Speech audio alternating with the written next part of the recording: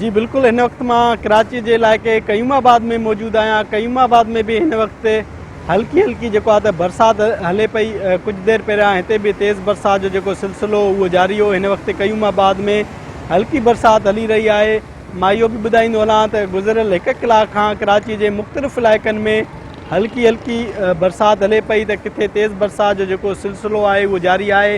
हिन वक्त कयूमाबाद में जेको आहे त बरसात खां पोइ बि बिजली हली रही आहे, पर कराची जे मुख़्तलिफ़ इलाइक़नि जी बिजली बंदि आहे। जीअं ई जेको आहे त बरसात हली त मुख़्तलिफ़ इलाइक़नि जी जेका बिजली आहे उहा बंदि थी वई। के इलेक्ट्रिक जो इहो चवणु आहे त बरसाति पवणु शर्ती जेको आहे त केतिरा ई जेके फीडर आहिनि उहे ट्रिप थी विया आहिनि। उनजो मरमती जेको कमु आहे उहो हली रहियो आहे।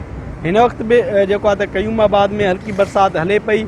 ऐं मां इहो ॿुधाईंदो हलां त गुलिस्तान जोहर, बिटाई आबाद, गुलशन, सदर, डिफेंस ऐं ॿियनि इलाइक़नि में तेज़ बरसाति पई आहे। कराची जा जेके हेठाई वारा इलाइक़ा आहिनि उते बरसाति जो पाणी बीठल आहे।